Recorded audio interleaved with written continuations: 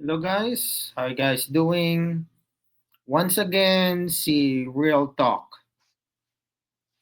And ang topic natin ngayon is about the LGBTQ statistic that you should know. Okay? So, let's get started. Napanood ko tong video ni Kaalaman about about sa entitlement nila. And after that, I looked up and did some research, and ito ang one thing that you should know. Okay? Tatanggalin ko lang to.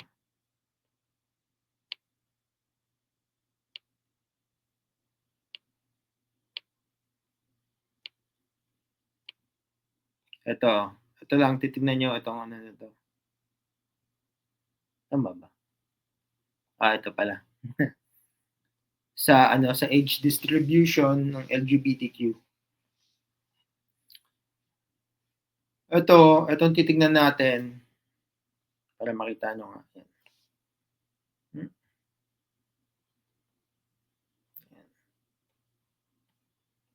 Yan. Lakihan pa natin if possible. Ay. Hindi naman lakihan eh. So, ito lang at I'm just gonna emphasize this. Makikita nyo na as they get older, itong mga LGBTQ individuals, ito, kung titignan nyo itong graph na to, okay, bumababa ang percentage nila. Okay, now these are the people who consider themselves LGBTQ. Okay? So, 18 to 24, nasa 30%. And titignan nyo pababa ng pababa yung graph. Ito hanggang dito sa age 65 na 7%. So what does that mean? That means na they revert back to their original gender. Ayan, no? Very clear here, oh. Yung percentage bumababa. It only happens here, well, on younger people.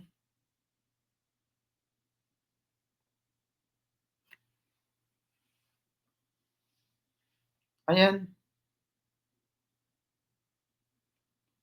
May nakita nga akong may nakita akong video na some of this, itong LGBTQ movement, some of this, they joined them just because they saw this on Facebook and to them it's appealing.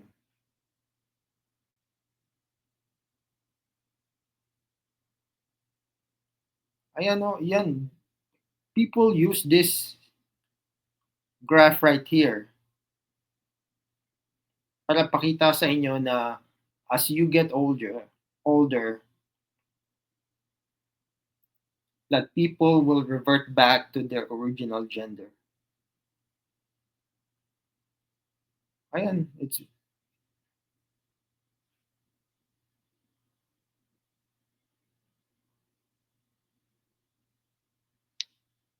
ito especially dito, 7% na lang oh.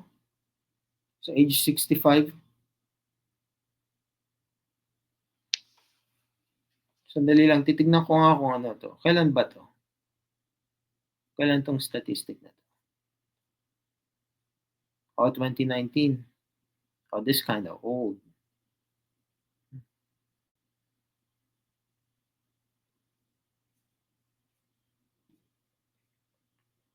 Pero ito, titignan natin ulit tatanungin natin si Google.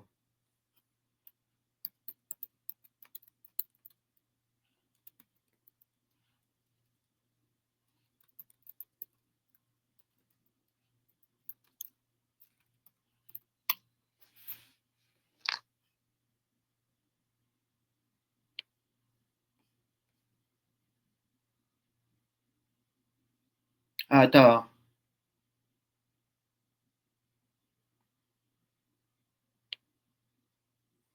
Ito, tignan nyo. Adults 50 and older, less than 3% of adults ages 50 and older identify as LGBTQ.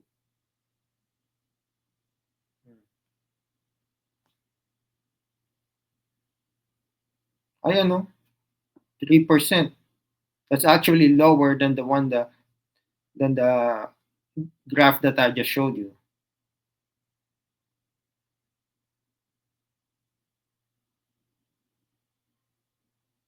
So, yeah, there you go. Na people go back to their original gender. Na this is just a phase.